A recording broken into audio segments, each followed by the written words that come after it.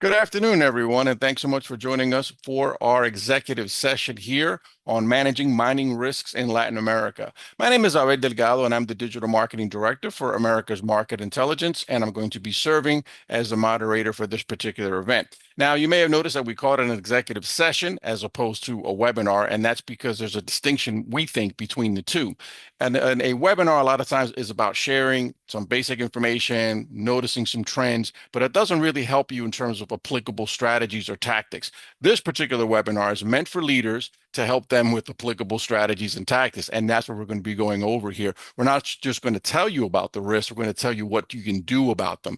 And that's because as a company, we have a couple of different missions with our clients to help them grow their businesses, measure their businesses, and to protect their businesses. So the protect side is where these mining risks fall under. And we've been doing this for the past 20 years in Latin America with about 200 different projects that we've executed where we've organized the local teams, supervised them, and actually helped the companies manage, diffuse, and deal with these risks. So you're getting practical experience, reality tested tips here. We didn't get this from ChatGPT. We didn't get this from Claude or anything like that. There's no AI. This is supplied from actual human intelligence on the ground. And that's what we're going to share with you today because we basically see that the industry could use this kind of practical information. Obviously, these risks keep coming up and they're a challenge. So we want to try to help the industry manage them as best as possible. And that's why we're having this event. All right, so the basic parameters of it, our presentation will be something like 50 minutes or so, and we're going to be going over some of these risks and how to best deal with them. And then after that, we'll handle your questions. You can ask a question at any point in time during the webinar as we're speaking. Something strikes you, you want to ask us, go ahead and do so. If you look at your participant panel, you'll see an icon that says Q&A. You click on that, it will bring up a window. Type your question, and we'll get to as many as we can once we wrap up with the presentation. So that's the basics there. Let's move on to the next aspect here. We have our legal notice. Let's see here. Yes, I'm not going to read this because it's too boring, but I'd like you to look at it because it is important, but in your leisure time, I'd rather spend more time on the actual presentation. I think our speakers also feel the same way. So look at this when you can. It's important information, but let's not dwell too much on it. All right, next thing. This is our speakers. I'm over there on the left, and then we also have the co-directors of our mining practice here at AMI that help companies deal with these risks. We have John Price, the managing director of AMI, and the other co-director is Sebastian Perez. All right. So I think that wraps us up for the basic housekeeping. I'm going to turn the floor over to Sebastian to talk a little bit about how we help clients with our mining risk consulting. Sebas. Hi, thank you, Abel. Welcome, everybody. At AMI, we work with miners and mining investors on pre-investment and life of mine intelligence. Oftentimes, a miner's government relations, CSR, and PR efforts are being driven by out-of-date information regarding stakeholder needs, opposition activities, and regulatory and political risks. Miners and mining investors require ongoing, fresh intelligence, which we provide through local analysts and security experts who know the area and the community. In that sense, we would never send someone from Buenos Aires to a project in Salta province or an investigator from Bogota to Antioquia. Now, John will walk us through a case study of how we help clients understand above ground risks before investing. Thank you, Sebastian. Welcome, everyone. Thank you so much for being here. I want to be very clear. The next couple of slides are actual cases that we've worked on, and for that reason, we're very vague. We don't mention who it is. We're quite vague about the actual location or the mine's name, etc., obviously to protect the confidentiality of our clients. We will be talking later on this presentation about well-known cases, but what you will never hear us talk about in great detail are the cases that we've worked on. So in these vague terms that you see here, this is an interesting project. I think it's somewhat typical in the sense that our client in this case was actually not the miner, but a private equity firm that was looking to invest somewhere around $60 million, I believe it was, and in return would take equity in this project. And the idea was to use these funds to significantly increase the capacity of this mine. Now, by doing so, they were going to be, and one thing that I think that this junior mining company was not really cognizant of, because up until this date, they'd been operating in Mexico for several years at this point.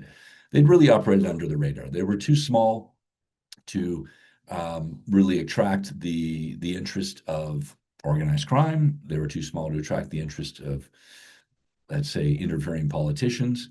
But by amplifying their business, they would suddenly be more exposed to these things. And so we looked at a very comprehensive view of risks, both local to the mine as well as in Mexico City on the political front.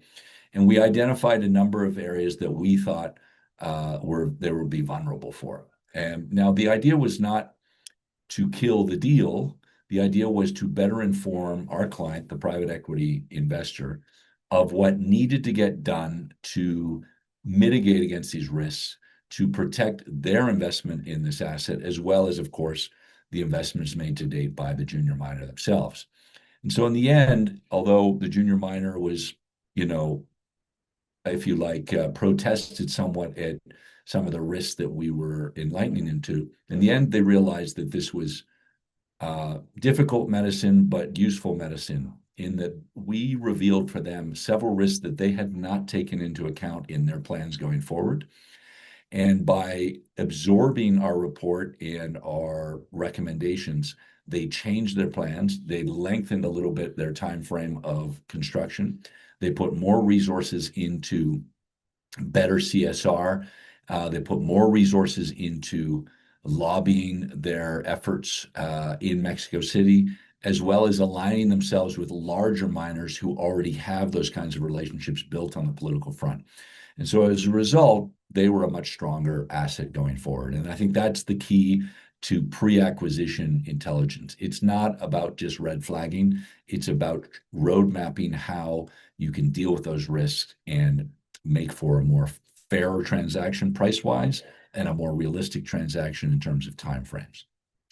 Let's go on to the next one, because as Sebastian pointed out, we work primarily in pre-acquisition, but also in life of mine. So this is a project. I won't reveal the country because it's a relatively small mining jurisdiction, and it will narrow to a very short list who our client might have been. And but to say that this was a relatively, let's put it this way, immature mining jurisdiction, which was unaccustomed to the big shiny object that represents a large mining project being built in their country.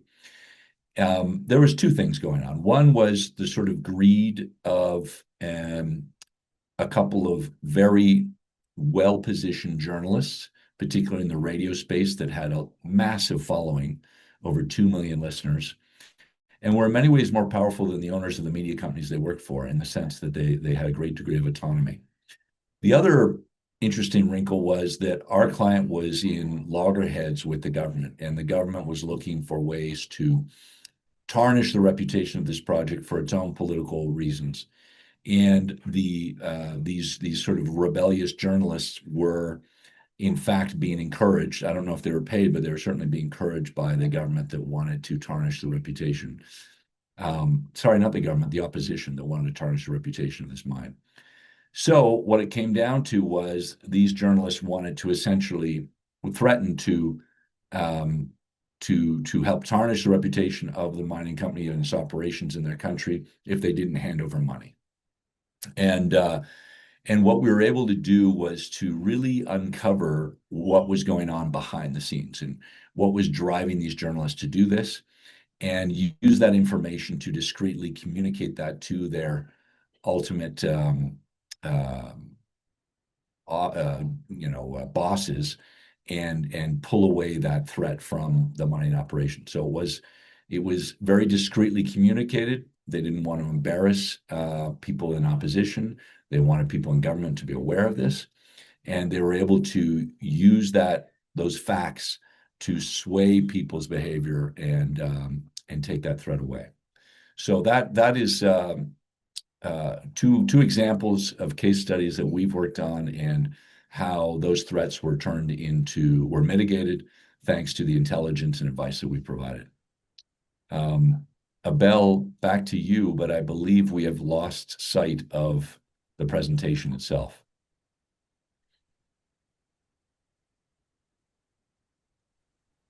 Okay, thanks, Yeah, John. sorry. No, there it is. Sorry, folks. Sorry for that. There was a little bit of a technical issue there. It's being resolved now. So, Sebas, take it away. Yeah. So here's in our practice at AMI, we've broken the license to operate risks into 7 categories. These are political interference, economic, local community opposition, regulatory instability, reputational, security, and operational, meaning infrastructure and human capital. None of these risks exist in isolation, as the presence of one can trigger others. Sometimes we're tasked with looking at 2 or 3 of these risks, but almost all of the time we wind up covering all 7. Now we're going to take a look at each one of these categories. So we're going to start with political interference. Next slide, Abel, please. So here's political interference and its sub-risks. Let's start with political ambition, where an actor puts their own ambition and interests ahead of mining investments. We can find a good example of this in Mexico, where in 2019, then President López Obrador redirected funds from the Fondo Minero that had gone to communities hosting mining projects. The funds had been used for local infrastructure, schools, environmental mitigation. Instead, AMLO centralized the 7.5% royalty on mining projects into the federal budget to fund national social programs. This triggered a backlash from state and municipal governments and mining companies because it effectively cut off a dedicated revenue stream for mining regions. Another sub-risk comes to life during political campaigns because political interference in mining can come from any political stripe. Historically, many leaders who have risen to power in Latin America, from leftists such as Gustavo Petro in Colombia and Evo Morales in Bolivia to right-wingers like Guillermo Lasso, have relied on openly anti-mining rhetoric to gain favor with indigenous groups during elections. Then another sub-risk is local political power. While national governments in Latin America generally support mining investments, local communities and officials can be openly hostile due to fear of environmental degradation and competing local economic interests. A prime example of how local opposition can dismantle a multi-million-dollar mining investment is the Pascualama project, a massive gold and silver venture on the border of Chile and Argentina. The administrations in both Santiago and Buenos Aires signed the first of its kind treaty to facilitate the project, paving the way for other binational projects in the Andes. But the communities of Chile's Huasco Valley and Argentina's San Juan province became openly hostile to it precisely because of fear of environmental harm, competing local interests like farming, and distrust of their national governments. The project, as originally conceived, is legally dead. Then we have international interference. Here, the story of Pan American Silver's Escobal mine is considered the most significant test of the ILO 169 convention in the history of Latin American mining. It proved that obtaining a government permit is not the same as obtaining a community permit. Guatemala Supreme Court issued a landmark ruling in 2017 that affirmed the application of ILO 169, suspending the mine's license and requiring the government to carry out a multi-stage consultation process with the Xinca indigenous parliament before any mining activities could resume. The Guatemalan government had previously argued that this indigenous group were not indigenous enough or did not reside in the immediate area of influence. In May 2025, the Xinca parliament concluded the court-ordered consultation by denying consent for the mine to operate. As of March 2026, the mine remains in a state of care and maintenance. And finally, there's the nationalization, expropriation, or cancellation of the operating license. And here we can cite in late 2023, Panama Supreme Court declared the operating contract for the Cobre Panama mine, owned by First Quantum, unconstitutional. The 20-year concession had been fast-tracked by Congress, which sparked the largest social protest in Panama's modern history. Protesters were angry about the lack of environmental protections, what they viewed as colonial terms that favored the Canadian company over the state. The court ruling immediately halted all extraction, and the mine, which accounted for 5% of Panama's GDP and 1% of global copper supply, went from full production to care and maintenance. Now let's take a look at a case study of political interference. And here, as John noted, this is not a case in which we worked on. Otherwise, we couldn't fill you in on all the details. All of this is in the public record. And it goes again into political interference, especially during time of elections. Okay, so this concerns Guillermo Lasso's 2021 presidential campaign.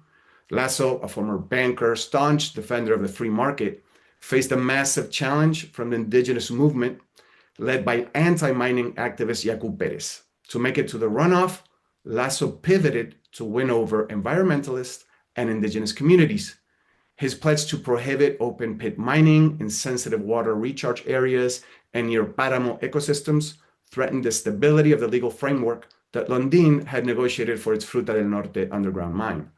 Lundin survived the uncertainty by showcasing that it was a model for responsible mining in Ecuador. It was the largest taxpayer in the sector and a massive employer in the province. It reached out to the local indigenous community, which was asking for jobs. The company listened and helped small indigenous businesses in the area become suppliers to the mine. So this deep social license created a shield because the local communities were supportive of the high-paying jobs and social programs related to the mine. Furthermore, the company also maintained a strictly neutral stance, avoiding a public spat with Lasso. As a result, once Lasso won, his anti-mining rhetoric evaporated almost overnight. And after a couple of months after taking office, he issued a decree to define mining as a national priority, accelerate environmental permits, and protect existing contracts like Lundin's. So what do we learn from this? What can services like AMI offer in these cases? Abel, if you can turn to the next slide, please. So basically, a careful analysis of a pre-election alliance building process can foretell future risks and buy a miner time to mitigate them, right? Because otherwise, again, just like not all conservative politicians are pro-mining, especially if they don't think they have the votes to make it to the runoff, not all indigenous groups are anti-mining. They might stand to benefit and might become supportive of the project. In this case, the rise of the Pachakutik Party through their alliance with Lasso was bound to impact other communities, other indigenous communities, the ones near the Fruta del Norte mine. But it would be a mistake to assume that they were all in line behind this electoral alliance. So only by interviewing stakeholders could one properly anticipate the risk of project opposition. Okay, I'm going to tackle the next risk, which is economic pressure. And this is a very relevant subject matter right now. Following COVID, most governments in Latin America who rely disproportionately on service industry sales taxes to drive their revenue suffered tremendous revenue downturns during COVID, and they really haven't recovered well since then. Most countries suffered a ratings decline, which has raised the cost of their capital. Interest rates and inflation have generally gone up across the region since COVID, and so the cost of servicing historical debt has gone up. That has put fiscal pressure on governments of all stripes, left, right, whatever. And with that pressure comes the need to find new sources of revenue as well as cut costs. And certainly the natural resource sector in general, which includes oil and gas, it includes mining, it includes agriculture, are already targeted for taxation by just about every Latin American country. And so this is something that people have to be aware of. And as Sebastian pointed out, it doesn't matter how pro-business they are. If gold prices are high, silver prices are high, copper prices are high, you are vulnerable to renegotiation. You're vulnerable to higher taxes, new taxes that can, and we see that. We see that, for instance, exactly what's happened last year in Mexico, where the budget called for raising the Fondo Minero, which is essentially being sequestered by the national government, from 7.5% to 8.5%, as well as raising the special fee on gold and silver. We see other forms of economic pressure. They can come from things like capital control. They can come from currency manipulation. They can come from external debt and creditor influence.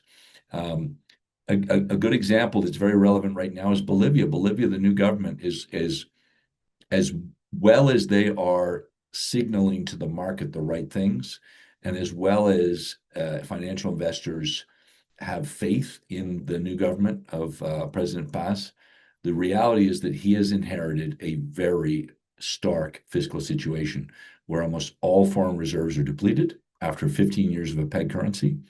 And no matter what he does, he has to resolve that. And in the meantime, the industry, although this is a very pro-mining government and a pro-mining country, miners have to be cognizant of the risk of higher taxes coming their way.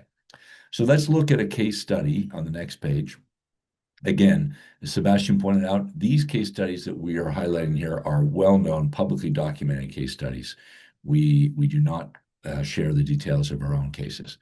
And so I want to point out that when President Ollanta Humala was elected, part of his rhetoric in the campaign, and politics in Peru can be somewhat colorful given the fact that there's very little party discipline and you really have sort of 36 individuals running for president. And so some pretty outlandish things can be said during campaigns. And that was very much the case here. Resource prices were high at the time, so that certainly added to the conversation. As he came into office and was forming his cabinet and forming his teams, the mining industry in Peru was certainly worried. To their credit, more than in most jurisdictions in Latin America, they came together. And they came together and they began back-channel communication with the Ollanta Humala government. Rather than confronting the government in public forum, what they wanted to do was they wanted to show the government they were willing to make some changes to the mining code and to the standard royalties that are paid.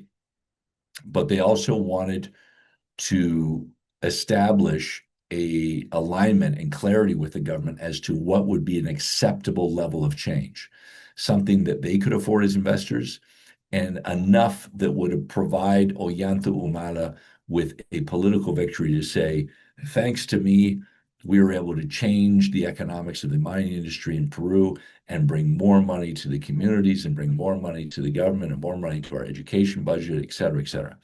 And so that was the key to the success. They came together as an industry and they preempted the public debate by reaching out through back channels.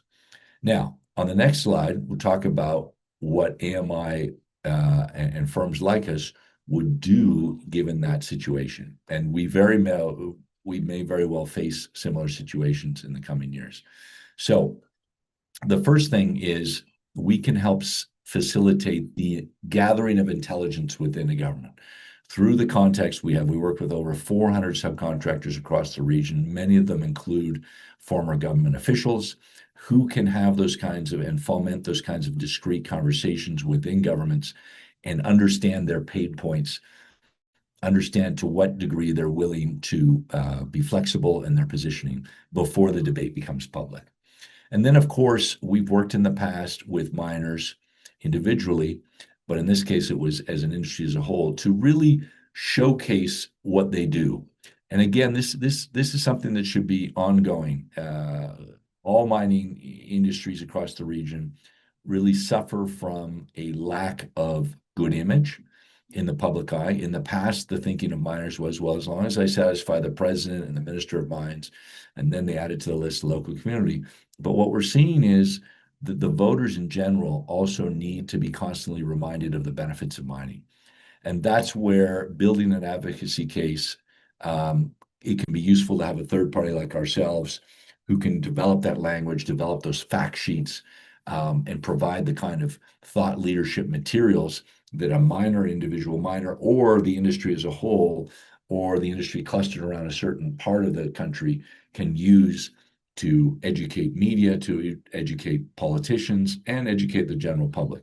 So those are a couple of services that we provide that would be very useful in a scenario like this. Back to you, Sebastian. Okay, now let's take a look at all the different factors that drive local community opposition. First of all, is bad practices. The case of Brazil's Minas Rio is a textbook example of buyer's remorse in the mining industry, where a major company, Anglo-American, was sold a supposedly shovel-ready project that in reality required a slurry pipeline of over 500 kilometers that had to cross private properties, environmentally sensitive areas. After the buyout in 2007, 2008, Anglo-America discovered that many of the environmental and land use permits that previous owner, Ike Batista, claimed were in process were actually tied up in legal and bureaucratic gridlock. The project was plagued by penalties stemming from irregularities under Batista's ownership, allegations of disinformation regarding reserves, and corruption investigation that nearly derailed the acquisition. Anglo American eventually had to write off billions of dollars as the project's cost ballooned from an estimated 2 to 3 billion to nearly 8.8 billion by the time it finally shipped its first ore in 2014. Then we have overlapping economic activity, which can drive local oppositions. It is often rooted in competition for resources. The flour industry in Colombian departments of Cundinamarca and Antioquia often lobby against industrial mining, fearing losing access to water. Similar concerns fueled opposition from the farming industry in several Latin American jurisdictions. Some of the fears are unfounded and are best countered with a third-party scientific assessment of water usage. On other occasions, a mining project can pressure the national government to invest in water management, improvements that benefit all users in the community, and which can build goodwill for the mine. Another factor is procurement. It's a powerful tool to win over local support, to make a strong commitment to purchasing from local vendors. The trickle-down effect of goodwill is impressive. Local vendors to the mine, along with employees, become credible advocates for the project. Going back to the case study in Ecuador that we mentioned, Lundin developed an award-winning local sourcing policy that ensured that a high percentage of food consumed at the mine came from local vendors. In exchange for contracts with the mine, the vendors had to formalize their business, becoming tax-paying companies. So it was a win-win for the miner, the local suppliers, and the government. Illegal mining can also drive local opposition. Turning a blind eye to informal mining operations can expose miners to reputational risks. If, say, mercury leaks into a river, confronting informal miners head-on and adopting a zero-tolerance policy will likely antagonize local residents, since some of them have mined informally for decades, sustaining the community with small production. Left unchecked, and with gold prices hitting record highs, the threat can turn deadly. Illegal miners have been known to attack formal operations. For example, last year in Peru's Pataz province, where Peru's burdensome mine was attacked, and over a dozen security guards were killed. We have environmental concerns. Pan American Silver's Navidad project in Argentina, one of the world's largest undeveloped silver deposits, remains stalled due to a 2003 law that bans open pit mining and the use of cyanide in mineral processing in Chubut province. In 2021, when the local legislature attempted to lift the ban, thousands of local residents took to the streets of the provincial capital and set fire to government buildings. And finally, the indigenous opposition. Last December, the Chorty Indigenous Council won a major legal victory after a decade-long battle against Cantera Los Manantiales in Olopa, Guatemala. The Chorty argued that the mine was polluting the local river and soil with toxic minerals, killing animals, and leaving community members ill. Furthermore, it accused the local subsidiary of a US-based multinational of destroying sacred hills used for ancestral rain-calling ceremonies and rites. Now let's take a look at the case study of how one miner dealt with artisanal miners in its property. So in 2017, Gran Colombia Gold, which is now Aris Mining, helped authorities crack down on an illegal explosives trafficking ring. The artisanal miners retaliated by blocking the Segovia mine and paralyzing the town for 42 days. The conflict gained national and international press coverage, damaging the miners' reputation. The protest ended only after the company agreed to a formalization framework. Artisanal miners were allowed to operate within the mining title in accordance with the government's requirements for health, safety, and environmental responsibility. And the company retained between 10 and 60% of the spot price for each ounce of gold produced. So what do we learn from this, and where do AMI's services come in? We can take a look in the next slide. There's a spectrum of actors within illegal mining, ranging from those looking to continue a family tradition, but who are willing to cooperate with formal miners, to opportunistic people who work or collaborate with organized crime and are not willing to cooperate with the company. To successfully manage the situation, one must know their true intentions. any compromising alliances under which they operate. And here's where AMI can help miners and mining investors profile stakeholders, their core relationships, and their motivations.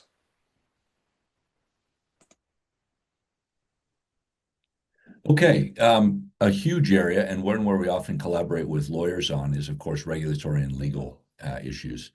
Generally speaking, there are exceptions, but generally speaking, what we've seen over the last 15, 20 years is a steady creeping increase in the regulatory burden that miners face, where in some jurisdictions, the number of permits has grown as much as tenfold over the last 20 years. So what does this do? Well, it has a couple of impacts. Number one, obviously, it lengthens the time that it takes to develop a project.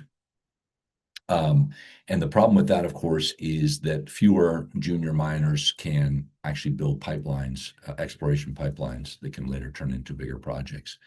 And so we have seen a decline in the pipeline of projects in Latin America. And it also means that the average project that does make it through tends to be larger in scale. And with larger in scale comes greater impact, whether it's displacement of people, environmentally, labor, et cetera. So there is now, I would say politically, a growing desire to simplify, whether it's the new government coming into office in Chile under President Cast, what we may anticipate in the next leadership race in a couple months in Peru, certainly what could possibly happen in Colombia if there is a pivot back towards the center right. There is generally a recognition in all these jurisdictions that mining regulations have become too onerous. There are a lot of different subcategories that we have here. Let me just sort of focus on a couple of them. If you've got a weak regulatory framework, then there's a good chance that you're going to have a strong informal mining sector. Colombia is a great example of that. I'm actually dialing into this webinar from our new offices in Medellin and Antioquia, which is the heart of particularly gold mining in Colombia. But even today, in spite of the fact that the Department of Antioquia is one that has been generally pro-mining, as much as 70% of gold is extracted by informal and illegal miners. And a lot of that gold ends up being processed by sort of dubious players who are laundering money. So when you have a lack of clear regulations, when you have a lack of simple regulations, that is just an invitation to the informal sector to flourish. And that can hurt the reputation of miners. And in fact, for the average voter in Latin America, it's difficult for them to distinguish between the activities of informal, artisanal, illegal miners, however you wish to classify them, versus modern, environmentally well-designed projects run by typically international mining companies. And so the presence, the unfettered activities of illegal mining will hurt the reputation of the entire industry. Let's look at a case study on the next slide. Brazil is a very, like many things, Brazil stands alone and is unique in many ways. And one of them is that Brazil has a very robust and mostly independent judiciary system. Not only that, a judiciary system that is more decentralized than in many other parts of Latin America. So for miners who operate in sort of 4 or 5 of the Brazilian states where mining tends to be concentrated, most of their regulatory obstacles and hurdles and processes will focus on state level regulations. Now, in Brazil, in many states, there are obligations that are thrust upon the local governments and the regulators that they must comply to requests for regulation approval within a fixed time period, sometimes as little as 30 days.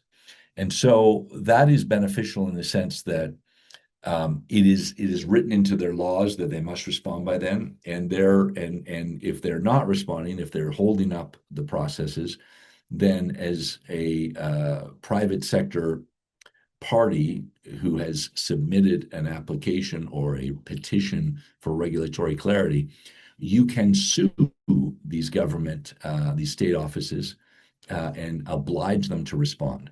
And in fact, some states regulators will receive over 20 lawsuits a month, be it from mining and other sectors. And so this is sort of an example of how, first of all, the regulatory roadmap is different in every country and often in every state, province, or department as well. And one really has to map this out. Let's move to the next slide. Now, this is where, again, I want to repeat, we often work very much in cahoots with legal counsel, because they are often the ones who are doing this process on behalf of their mining clients. They are submitting the papers, they're preparing them, they're submitting them. They're the ones who develop the relationship with the regulators, and they're the ones responsible essentially for moving things along. But there is, Brazil aside, in most jurisdictions, the regulatory roadmap is subject to political interference and political manipulation, but also political influence. And this is where one's thinking has to go beyond the legal, the compliance and legal mindset of complying with the letter of the law, in understanding how opponents of a project will utilize and put pressure upon regulators to do their bidding. Colombia is a great example of that. Oftentimes, opponents of mining projects will end up through regulators in Bogota applying pressure there to slow down projects. So you need to understand that. You need to map it all out, and you need to understand the implications of how your opponents to the project are using the regulatory process against you.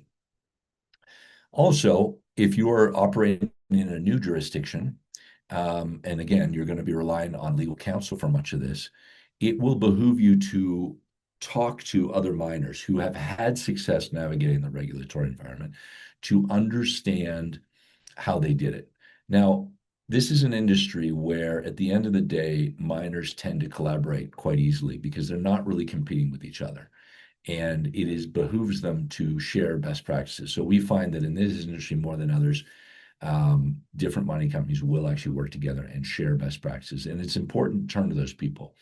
And again, this is about complementing the legal advice you're getting, not about replacing it, and about surveying those points of view that come from people who've done this before, i.e. other miners, as well as understanding the political dynamics behind regulations. Back to you. Thanks, John. Let's take a look at reputational risk now. Among the sub-risks is how environmental degradation can damage corporate reputation. A good case in point is Argentina's Veladero mine, which I'll take a look at in the case study for this risk.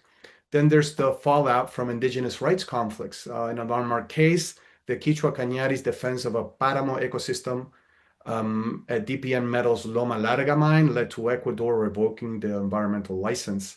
The government had granted the license in 2025, which locals viewed as a trampling of a 2021 referendum where 80% of Cuenca voters decided to ban large-scale mining in water recharge zones. What followed is that nearly 100,000 people marched in Cuenca against the project, as global outlets like The Guardian, Al Jazeera, and Reuters described the mining company as violating local democratic will.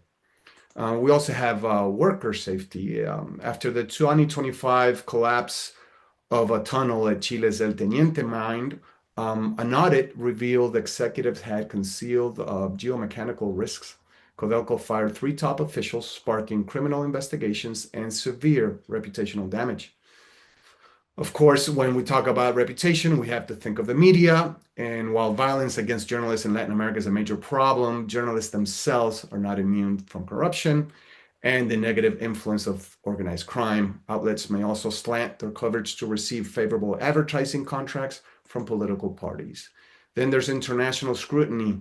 As of January 2026, the EU Critical Raw Material Act has fully implemented strategic partnership requirements for a mining company in Chile or Argentina that wants to sell to European automakers. It must now prove its practices meet specific sustainability benchmarks. And finally, Illegal miners who view industrial mines as a threat to their business interests can threaten or purchase local and even national opposition to a mine. Now let's take a look at the case study of Veladera and how decade-long environmental failures have done irreparable reputational harm to the mine. The mine had major cyanide spills in 2015, 2016, and 2017. Despite promises of zero leak infrastructure, a fifth spill was documented in late 2022. Independent testing also found heavy metal levels significantly exceeding safe standards in the Jacal River, which locals rely on for agriculture. In 2024, Argentine courts confirmed that parts of the mine were operating in pre-glacial zones, a direct violation of the National Glacier Law. Furthermore, the UN cited Veladero as a primary example of environmental human rights violations, making it a global pariah for ESG-focused investors.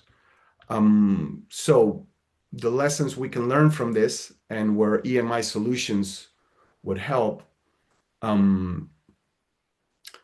before a miner can work on enhancing or repairing its reputation, it must take an objective pulse of the reputation in the eye of key stakeholders, like the government, the public, local communities, suppliers, civil society, media, and others. As the miner develops its PR, GR, and CSR programs designed to build goodwill among stakeholders, opinion surveys need to be repeated. An emerging tool that we use here at AMI is to study the social media posts of individuals living close to the mine. This can provide real-time analysis of changing community sentiment regarding a project and the company.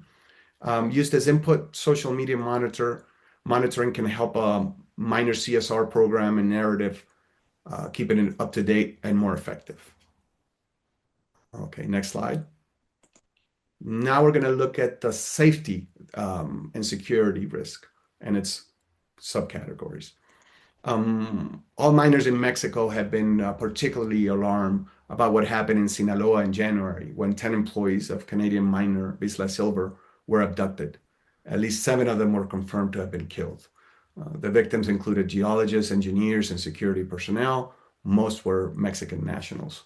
We'll talk more about the situation in Sinaloa State in the case study. Just like organized crime, illegal miners can also physically threaten or harm mining employees. Again, last year, an illegal mining group killed over a dozen security guards in Peru's Poderosa mine. Then there's infrastructure risk. Most mines in Latin America are set in remote locations. Some are reachable only by narrow, unpaved roads that may wash out during the rainy season. And getting a permit to build one's own road can require more paperwork than securing permits for the mining concession itself. Then if we talk about human capital, unprofessional subcontractors can lead to project delays and may cause safety hazards that harm workers or the environment. They could even leak sensitive information if they're working for somebody else on the side. Finally, there's force majeure. In 2024, record rainfall flooded Brazil's Rio Grande do Sul, paralyzing the state's industrial and mining logistics for months. Now let's take a look at the case study of the situation in Sinaloa. The Sinaloa cartel, which has been designated as a terrorist organization by the Trump administration, acts as the de facto government union and logistics provider in this Mexican state. The primary risk now is the Sinaloa cartel's internal war between Los Chapitos and La Malliza factions since 2024. There's been over 2,000 homicides and nearly as many kidnappings reported since.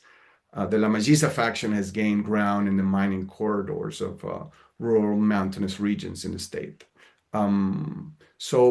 What we recommend in this type of operating environment is to understand the security landscape and motivation and alliances of acting players, to rely on private non-local security forces, to be public about security concerns, to pressure the national police into helping and to build alliances with other companies who share security concerns. So here's where, again, where AMI could come in, because you need stakeholder mapping even for organized crime, right? Well, building higher fences will not resolve the threat. miners have to understand the players and motivations behind their security threats. And this is the aim of our stakeholder mapping, which, when robustly conducted and continuously updated, will reveal solution alternatives, including necessary alliance building. Back to you, John. Great, thank you. I believe this is the last risk area we're going to analyze, and then we can get into answering some of the questions you may have. And I want to remind people to go ahead and submit their questions on the Q&A tab. If it's not at the bottom of your screen, then click the three dots to find it. Again, there's a number of subcategories here, ranging from access to low-cost power and water, road and rail connectivity, port efficiency, labor availability, limited service company ecosystems, and unionization. Now, none of these are red flags necessarily on their own, and the impacts of them as being problematic can vary tremendously. As Sebastian pointed out, you may be able to negotiate, for instance, with a host government, their investment in necessary roads or port or other infrastructure that is going to be vital to the efficient operation of your mine. But then you need to assess how likely are they able to follow through on that promise. Do they have a PPP structure for their infrastructure build-outs where they use private sector initiatives? Or are you going to be relying on the government to fund this all? And how likely can they actually find the money to do that? So as you're assessing, and this work is often done sort of pre-investment, as you're assessing the infrastructure environment in which your mine will be operating, you have to look at what's on the ground, what's in place today, and what is likely to be in place over the life of your mine. And again, taking into account how credible is that government, how well are in what shape are the finances of the government that are going to be funding that infrastructure, et cetera.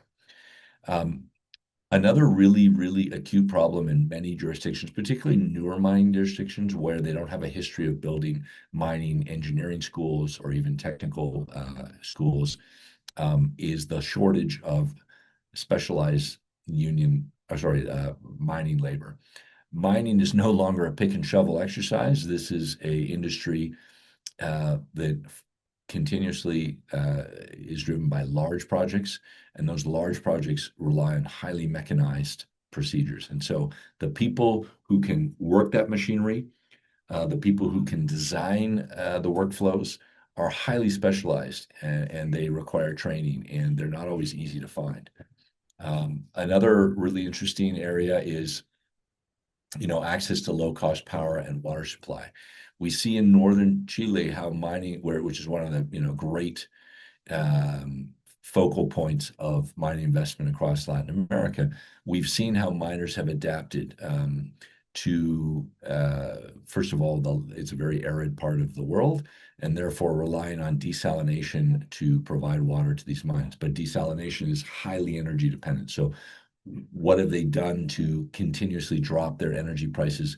They've generally moved towards more renewable, which today on a power generation scale is cheaper than most conventional energy sources. So this is important. This can be a massive cost. Not only that, it can imply a whole series of regulatory scrutiny and approval processes. So you really have to take this into account when you're looking at this. Now, most miners have the ability to survey the infrastructure. Where we come in is understanding the partnership and what the government can actually follow through on. So on the next slide, I want to walk you through a couple of areas where we lend assistance. But let me start with the case of French Guiana, part of the famous Guyana Gold Belt, which is actually a geological formation that goes all the way from Venezuela across the Guyanas and into parts of West Africa. Of course, those two continents were once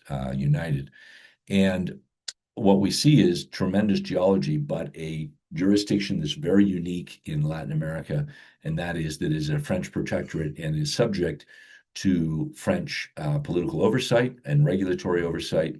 And France in general, back in continental France, is an environment that is generally governed by a very strong pro-environment anti-natural resource exploitation governments.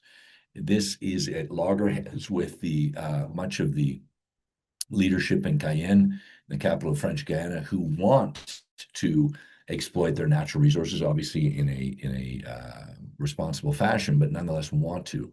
Whereas French voters want to keep French Guiana in a sort of very pristine shape. And so that this has caused all kinds of problems for miners, whether it's the building of infrastructure, whether it's the approval processes. But one of the areas that is being problematic is again, having trained miners. There's all kinds of illegal miners that come into French Guiana, especially from Brazil. But in terms of trained mining technicians who can operate the machinery of modern mining, there's a real lack. And so one of the things that Newmont was able to do was to partner with a French local development agency and sponsor a program that trains people.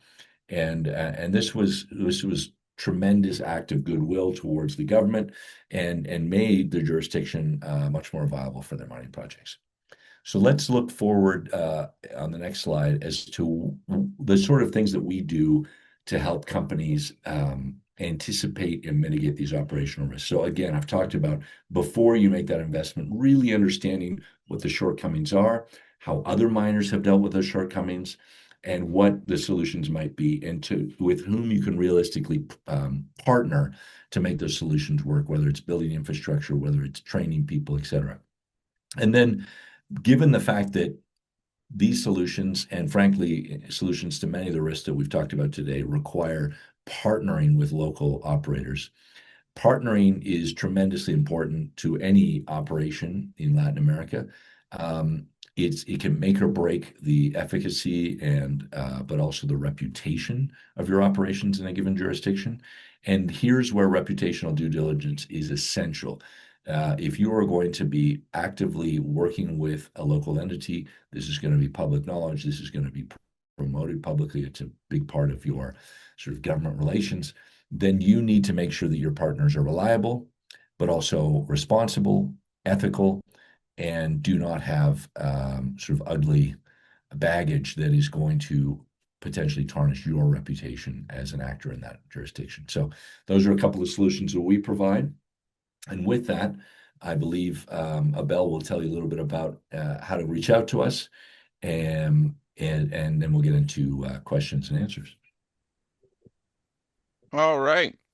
Thanks so much, John. Absolutely. So this is just going to be our contact information. If you want to follow up to talk to either Sebastian or John, that's where you can reach them at. And before we get into the Q&A, one of the things that struck me here about listening to all this, I think is very important, is it reminded me of a pithy kind of a saying, which is, you don't know what you don't know. Now you listen to that and you go, well, duh, of course I don't know what I don't know. But it has a lot of meaning in this particular area, because a lot of times if you don't know the stakeholders in a local area, then you're not going to know about the local opposition and that's being started. If you don't know the agitators within that community that could, for their own personal interest, be kind of stirring stuff among the local community, you don't know that. And so by the time it becomes a problem, it becomes a lot harder to deal with. The same thing applies to the political issues, the reputational issues.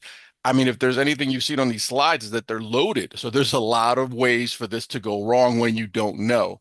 And that's, I think, one of the advantages that our company brings to the table, is that since we're monitoring this on a regular basis for a lot of these companies, it helps them be alert to these things way before, but not just alert to it, but to know what to do about it. And we can sort of offer that sort of advisory capacity. So I think that's really important to think about as we sort of wrap things up. And here, of course, is the contact information. But one more thing, this is all based on a report that we put together and that outlines these particular risks and delves into a lot of the tactics that are involved in dealing with this. There's no cost to get this report. All you have to do is take out your phone, your QR code scanner, and you could then at that point access it. There's another way to access it too, just by going to the URL here, which I'm going to provide in the chat there for everyone. And you guys will be able to do that there and take a look at that. So you can go to that link. You can get it there as well if you don't have a QR code scanner on your phone. But the report, there's no cost. And I think it really goes into a lot of great detail to help you understand a little bit more about the context, the players, who these stakeholders are, how all this stuff happens in the first place. And then what you can do to diffuse a lot of these situations, and it'll give you some good food for thought. All right, let's get into the Q&A portion. No, I think that would be a good idea. Let's kick things Sure. off here. Apps. Sorry about that. I Abel, thought we had a Q. I'm sorry. Yes, there's a, Sebas. there's a very good question from a user Oh, about okay. an operation in a community in Mexico and how a local politician was shaking them down to fund his political campaign and pay him not to speak out against the project. So the user says they offered to help build a new washroom facility for the community that this politician could take credit for, which I think is a smart move. But he wants to know what other actions could be helpful in this case. I don't know, John, what your opinion is, but I think also here's where it's important to gain more advocates at the local level, whether it's a businessman, a local business association that could come to your defense when you're being shaken down by one particular politician, or maybe an official at the national government level that wouldn't want the project to go south and could help push back against this one local official. What do you think, John? Any other ways that come to mind? I mean, taken in isolation, that example is a pretty harmless example of how to satisfy that politician and weave his own motivations into your CSR approach. But the problem with that is you do that, and others will come forward with similar requests because, of course, he won't stay quiet about it. And so, generally, the best CSR approaches that we've seen begin with a kind of a roundtable approach where you invite all of your key local stakeholders. It can be the church, it can be the local politician at a federal level, it can be the local politician, i.e., the mayor. It can be organized labor. It might be civil society. It might be particular business leaders. It might be particular gremios or associations. And having all those people at the table and saying, we want to develop a series of CSR projects that everybody at this table buys into and that we can all be proud of and that will endure a time frame beyond, any of our own political cycles. And try to actively convince these stakeholders who generally come to the table with their interest only in mind to change that mindset and to get behind the project, all of the projects, all of the CSR projects, not one individual project.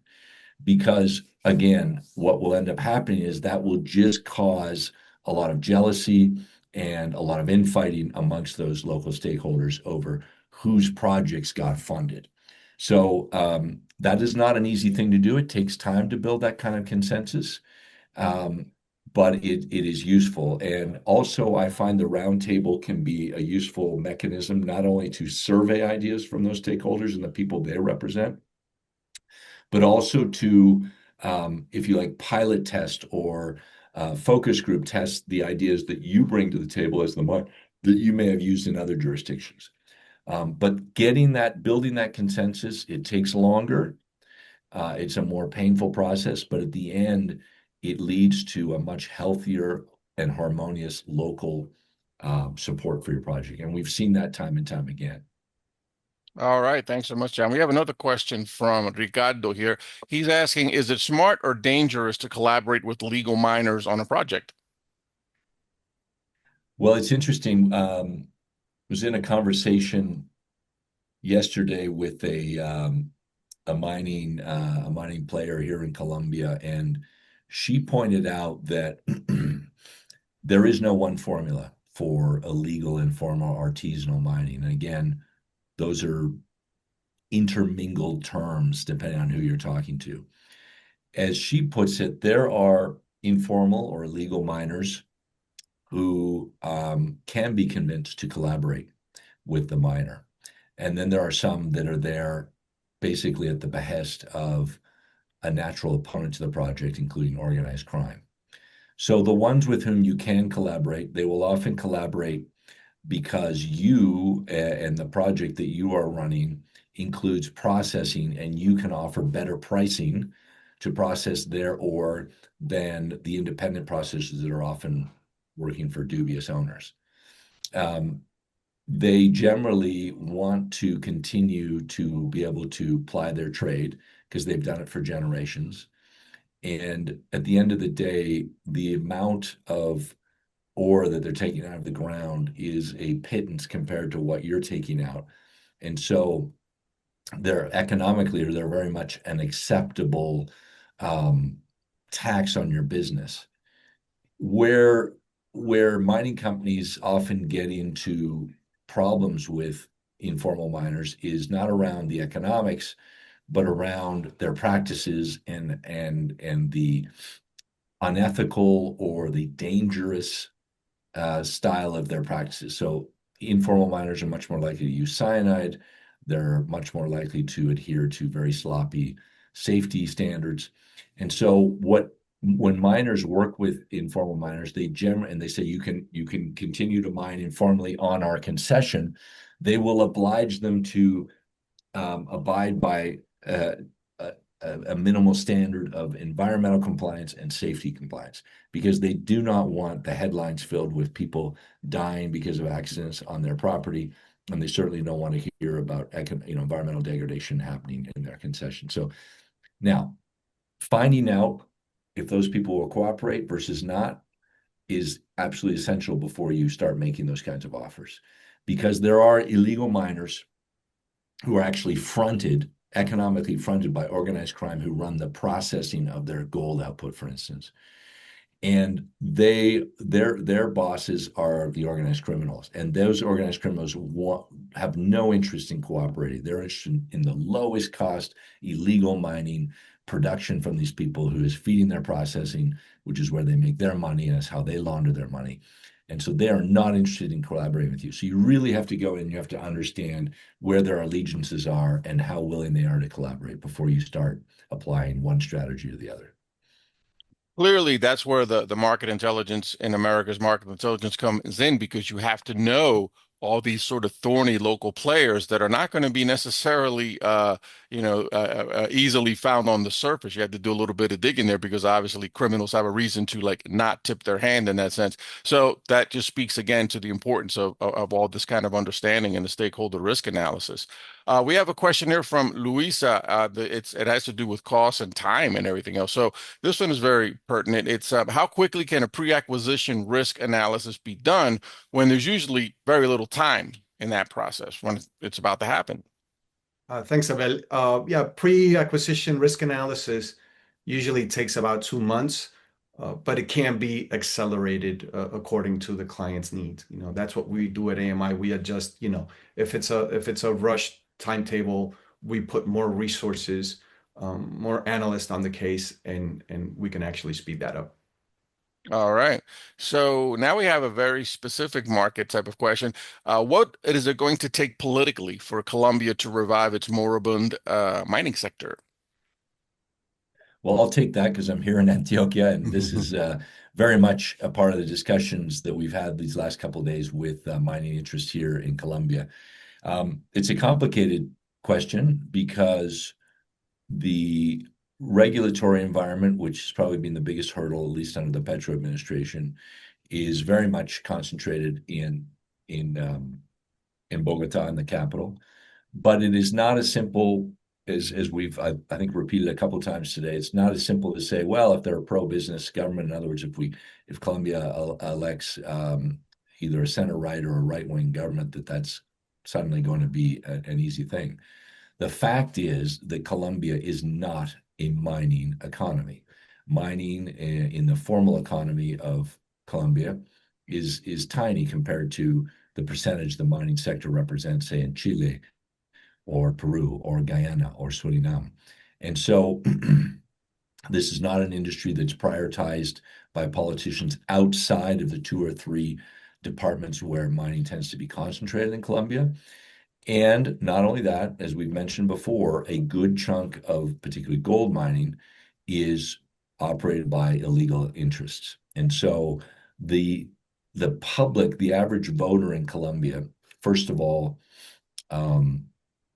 has a very negative view of mining in general as a dirty industry, as an industry that helps keep organized crime strong, and they're not visible to the benefits. 98% of voters in Colombia will never visit a mine. So they'll never see the positive impact that you see close to a mine in terms of community development. They don't see where that money goes in terms of when it goes into the federal coffers, how it's spent. Colombia is a country that has incredible geology on par with Peru, and yet it is highly unexploited, whether it's in gold or in copper or in other emerging metals. And um, so it's not enough to elect a pro-business government in Bogota. They need to feel confident. They need to feel informed that supporting mining and mining industry, in spite of all the very vocal opponents that come out of the NGOs in Colombia, that come out of the media in Colombia, that come out of sort of organized criminal funded opponents of mining. They need to have the confidence to continue to support mining in spite of that negative noise that they're subject to. And that's what needs to change. It's not just about a new government. It's about a government that is willing to see past the noise and invest in mining. All right. Thanks so much, John. We have another question here just from an anonymous attendee. I'm guessing maybe they are in the legal profession, but they're basically asking us, how does AMI collaborate with law firms? Did you want to take that, Sebastian, or shall I? Uh, sure, I'll take it. So law firms tend to take the lead on risk issues, but are not in the business of risk investigations. So they rely on partners like us to do that for them, to interpret the implications of these risks to a project's operations, PR, government relations. Our recommendations are often coordinated with the legal firm's recommendations and channeled through, high-level executives at these companies, at the clients of these law firms. In a nutshell. I don't know if you want to add to that, John. Yeah, just to say that often we'll report to the same person inside the executive of the mining company. So that's the chief risk officer or the chief legal officer of the mining operation. Those are the two individuals who often most oversee risk issues. And at the end of the day, mining lawyers in Latin America tend to be very broadly minded. Even though they're focused on legal regulatory compliance issues, they're well aware of the business models of their clients, and they're well aware of how these other risks that we've articulated today influence legal and regulatory matters. And so it's really important for our research and our findings and our recommendations to be aligned with theirs, to be of value to our mutual clients. All right. Well, thank you so much. I think we probably going to have to cut it short now. We have a couple of pending questions, but folks, just so you know, we're going to be sending you the materials, this video and the presentation to you within a couple of days. So there you're going to see the contact information for both John and Sebastian. So if you have any other questions, you can obviously contact them directly, but we're over. So we probably should kind of wrap this up. So I'm going to throw things over to John just to sort of wrap us up with this session. And thank you so much for joining us. But I want John to also have the final word. So John, go right ahead.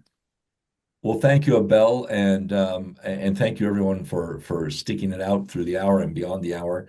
We hope this has provided you with a useful and eye-opening approach to risk in mining. By articulating and dividing and segmenting risk, we hope that it helps you wrap your arms around these risk issues, not only individually, but how they influence one another, and also hopefully has given you some visibility as to the solutions that we provide to miners, to mining investors, and also to our partners in law firms, and how we work together to support our mining clients. So with that, as Abel pointed out, we look forward to hearing from you. Don't be shy about asking us questions. And you can find us on our website. We're easy to find, both myself and Sebastian there. And we look forward to fielding any questions and starting any discussions around these issues.